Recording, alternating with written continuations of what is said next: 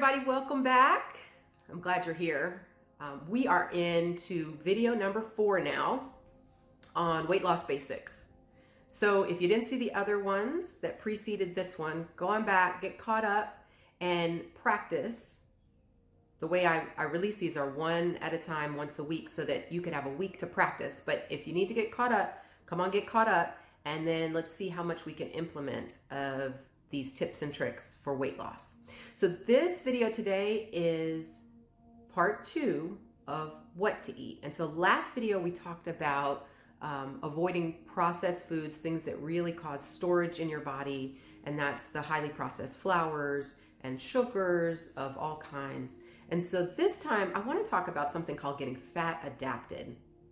Now, it's funny because we went through many years in the culture of thinking that fat was bad. Fat is a bad thing. Fat makes you fat. And, you know, the real current data and research actually says that's not true. And that carbohydrates are, and not all carbohydrates, I'm not talking about a sweet potato, or some black rice, whole foods. I'm talking about flour and sugar, the processed stuff, breads and pastas and things like that, are very more likely to cause you to store your weight.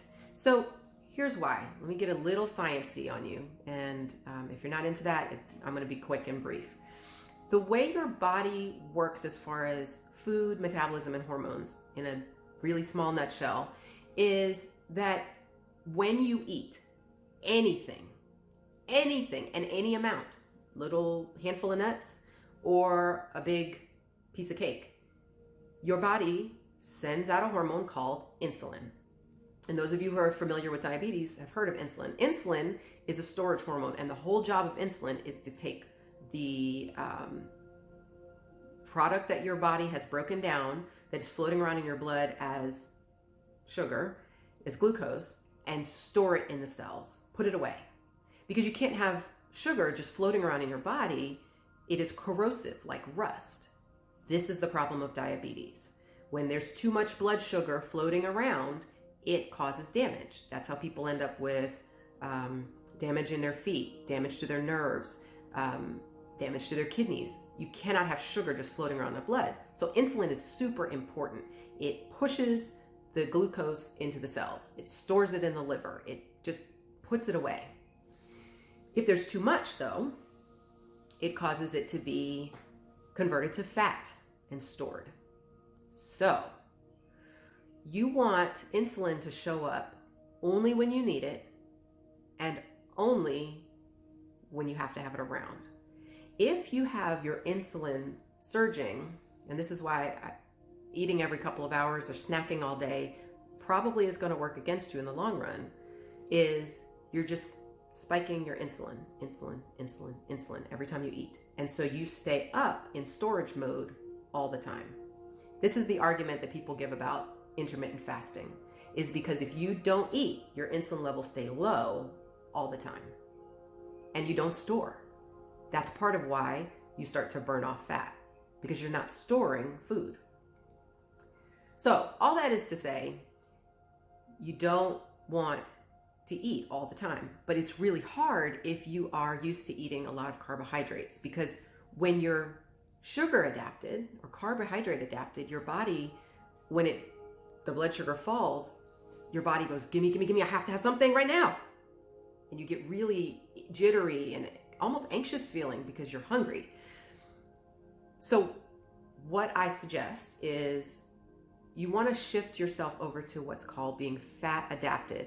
And the way you do that is to eat more fat.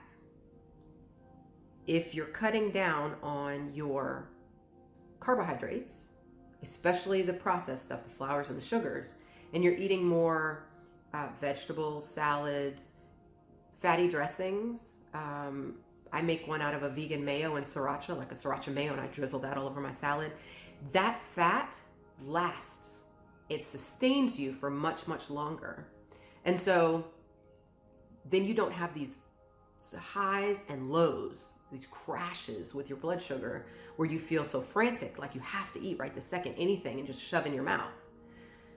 So what I suggest is, as you go forward in creating your plan, is that you plan to add avocado and cook your veggies in high quality olive oil and use a fatty dressing without the sugar on your salads, so that your body is used to eating whole food with fat to keep you sustained, and that keeps you a little more balanced, and then you're able actually to go longer between eating episodes and you don't spike your insulin all day long.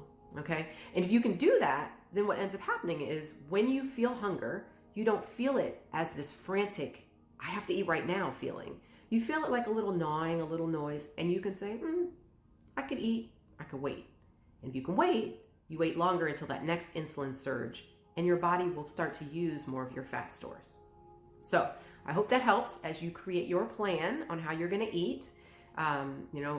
Cutting out the processed stuff, cutting out the flours and the sugars, but adding the fat and really making sure that you're working to get a more sustained, long plan that helps you go a little further between meals. One caveat I just want to mention: if you've been carbohydrate or sugar adapted for a while, if you've been overweight for a while, you have some insulin resistance. You may not be diabetic. Your doctor might have said you're pre-diabetic. They might not have said anything. They might have said, oh, your blood sugar's okay, don't worry. But when you are carrying extra weight, there's some degree of insulin resistance. And while you're trying to make this transition, I don't want you to be discouraged if you don't lose weight right away. You might not. It might take a little while to get adapted, but you didn't get overweight overnight. It didn't happen in the last couple of weeks. So reversing it is going to take a little bit of time, but don't be discouraged. Keep at it, and you're going to turn the ship, and things are going to start to go the right way. But for right now, focus on some of these changes. Focus on hunger, focus on fullness. You probably will eat half to a third of what you are used to eating. That's totally normal. You are going to feel like, wait, I'm used to eating more carbs. Replace it with some good quality fat, like I said, avocados and high quality olive oil and things like that. And if you're a meat eater, eat the dark meat, eat of chicken, eat the skin. Don't eat the chicken breast. Don't eat the white meat. Eat the meat that has more fat in it. Eat it with veggies. Skip the bread and the pasta and that kind of thing. Okay, so see how that goes for you. And like I said, don't get discouraged if it's not an overnight. We didn't get here overnight. We're not going to get out of it overnight, but we can do this. Okay, so that is the end of the beginner series for weight loss. I hope that's helpful. I want you all to keep practicing what I have been talking about here. Focus on finding hunger. Eat only to just politely full. Focus on trying to get in the what of eating. Try to get out of the eating of the processed foods, the carbs and the sugar that are already broken down for you. And if you are used to eating that way, I want you to try to focus on getting what's called fat adapted and trying to eat in a way that keeps your blood sugar steady instead of spiking with all the insulin, and getting a more balanced way of sustaining between hunger times. Okay, so thank you for being with me. I'm glad you were here. I definitely am going to go into a deeper dive in future videos, and I need to talk to you all some more about, why doesn't this stick a lot of times? A lot of times we start a new plan, we're all excited, get going for a few weeks, we see some progress, and then something happens and we kind of fall off. And what is that all about? What do we do about it? How do we stop the merry-go-round? How do we stop the roller coaster of up and down with the weight? Well, I got some stuff for you. So I will see you soon, and we'll keep going on this weight loss journey. Thanks for being here. And subscribe so you don't miss anything, okay? Bye.